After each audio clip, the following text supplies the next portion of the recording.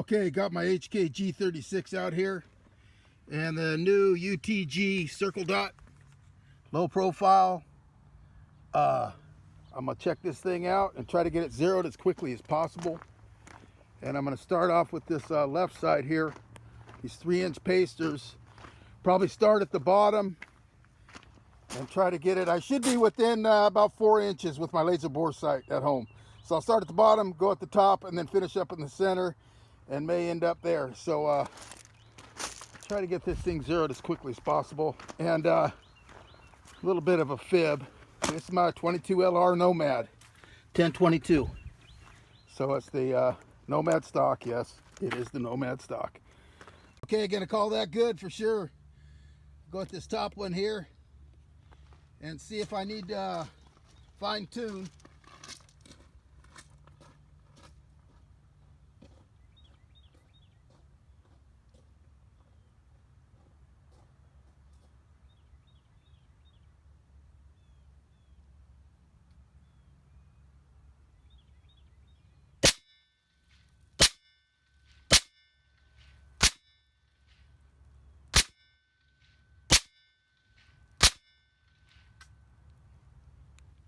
I picked up this little UTG circle dot. I do like the circle dot. It reminds me of my Hollow Sun. Didn't want to spend the money on got a 1022 Nomad, and I picked it up pretty cheap, but it has a really high Picatinny on it.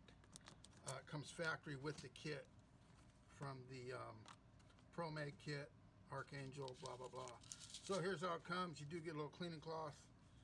A good size one. I don't know about you guys. I don't think I've ever used one of those cleaning cloths. So here you go. I was hoping it wasn't too high, and it is packed in this box tighter than heck. So let's see if I can pull it out here. This is about the only way I can see doing it. Let me pull it out of this. Get it out of this foam. This is not bottomed out. It's actually just a rim around it. So super lightweight. That's a plus. Low. That's just what I was expecting. I know nothing about this little red dot other than seeing it and looking at a shit ton of them and coming across this one and going, this may fit the bill. So I am used to this normal, you know, red green dot, and a lot of them are multi-reticle. This is basically a circle dot, and like I was just saying, I love the circle dot. Here's your normal stuff. Instructions later. Just want to do a quick rundown on this thing and see. Let's see if they shipped it with a battery in it. This thing's cold, and I just pulled it in the house, so it's liable to be fogging up on me. Let me go 5 with the circle dot. Okay, there is no battery in it, so like normal, or like the style, you have your battery here. You should have a little O-ring there. And I'll pop this battery in and get this bugger working. So, go right at it. I try to touch this as less as possible just because of your oils on your hands. You go like that. Drops in nice. There's no clicking. You know, sometimes you got to click them in there. Nothing like that. Okay. And I'm probably going to go with the red dot. And I'll probably be at about a 4 for intensity. And nice crisp dot. You can see that. I don't know if you can see that. Let me turn off the light here. And at the bench here, let me hit this. And see if we can pick this dot up.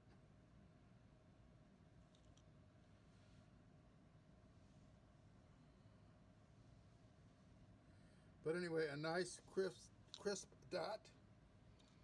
And I'm seeing it just fine. And we'll see. We'll see if I can zero this down to my my Nomad here. I'll show you this thing here in a second. But it's got a really tall riser. But I do like it's low profile. It's exactly what I was looking for. And it's ultra light. I am not kidding. I'm impressed. So this is what it's going to be going on. And like I was mentioning, it's ultra high. You know, you've got, gosh, I want to say at least 3.5 inches. I want to say 3.5, 4 inches. So we will put this on there, and it actually looks kind of cool, but my whole thing is, will I be able to zero this with my laser bore sight? throw it on there and check it out. Okay, so I used a penny to zero this thing, zeroed right in. I got my laser on, got a little set on my surfboard over there, but a little 2-inch paster, and it's dead nut. I didn't run out of room, and I think I have plenty more room to play with, so good deal. So far, so good. Yeah, usually I go with the red circle dot on my hollow suns, but I'm finding the green shows up better against that white paper, and you'd think the red would, but the green seems brighter, which tells me it may be the battery. So I did put the brand new battery in, but I will switch to the Energizer, and hopefully I get a little more brightness out of that. I don't have one with me. All I have is the cheap-ass ones, more of the cheap-ass ones. So just do a little run fun here.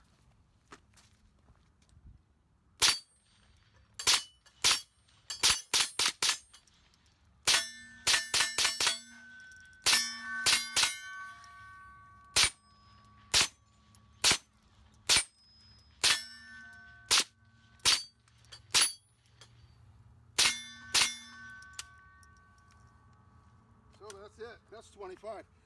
Reliability, I'm stoked, because that factory one that comes with this Nomad kit sucks.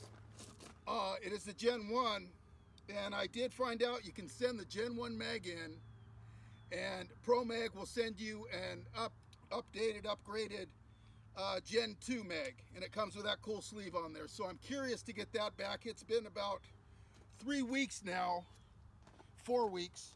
And today is New Year's Day, so mail is all screwed up, but really bitching. This thing's totally fun to shoot. I missed a couple on this one. I actually went through the center. This thing's very accurate. 10/22 accuracy is what you're gonna get with this. And I'm gonna stand and go at this, that one I haven't hit yet, which is right there. And go at that one to the right here, and see what I can do with this thing standing, because it's very stable. It's you know, super bulky, and I may keep this thing or I may get rid of it. We'll see. I thought it was a little smaller. I really did. Was looking at the kits and stuff, and ironically enough, I found one on Arms List. The guy had one, and it came with everything except the factory sights. So that's what I had. They're little nylon sights, but they are particular sights to this ProMag Nomad. So I may contact Nomad, or might end up keeping this thing, or I may drop this 10/22 into a, they got an AR style, which looks pretty cool, but I got my 15/22 for that. And I will be doing a review on these two, but I'll tell you right now, my 15/22 hands down beats this because it's more nimble. It's got the AR features, and I love that thing. I can't rave enough about the 15/22 M&P. So that's just my opinion on the two. And this Nomad's neat. Switching to the 22 LR because of the way ammo is right now, and the way, you know, it is. This COVID times, it's really sucks. And that 3-inch paster, I'm at about 15 yards to here. And see if I can hold her steady.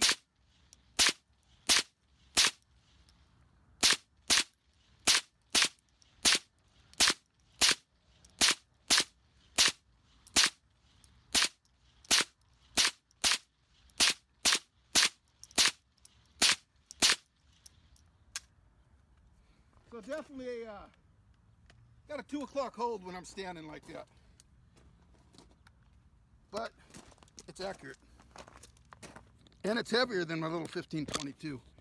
And I run, a lot of times I'll run my Holosun 507C on a 1-inch riser with my 3-time magnifier Holosun and go about it that way, and it's great. But 2 o'clock hold, and I just fired those off random. But I'm happy with that 22 LR rifle fun. So cool stuff. But that's benched zeroed, and I'm going to keep it right there.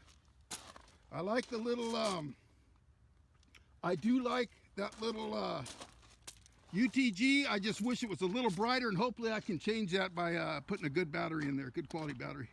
So we'll see. Okay, got my Gen 2 mag back. I sent my Gen 1 in that totally sucked, so we'll see how it does. I preloaded it, let it sit for about a week now. About time I finally got out here. It tells you break-in period on this. Basically, leave the slide open, insert mag, drop the slide, and go from there. This is brand new factory. First shots fired out of this thing. And let's see, I've got a BX 20 round mag, and it fires flawless. So I'm very curious with this ProMag.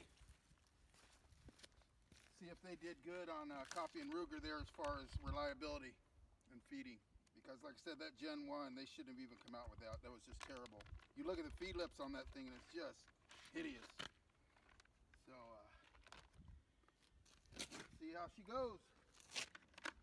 It does load a lot easier with this big old, G36 HK on there. Safety's off. Drop the slide. And see some reliability here.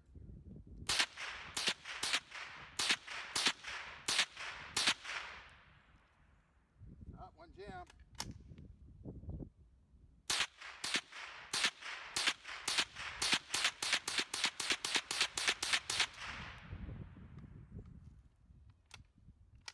Okay, so got one jam out of that, and that's not bad. A lot better than the Gen 1. So I lock the slide back, and I'm gonna go one more time on this. I won't bore you with me loading these 25 rounds in here, so let me try it again. Drop the slide.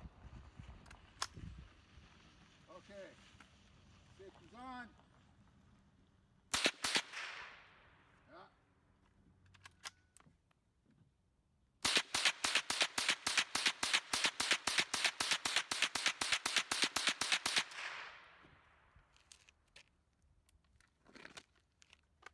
Okay, so one failure to feed. Well, so this thing hangs up about one round every 25. I've shot 5 mags now and the same thing. So, will it break in? That is a big question. Or do I just use the BX 25? Probably the way to go.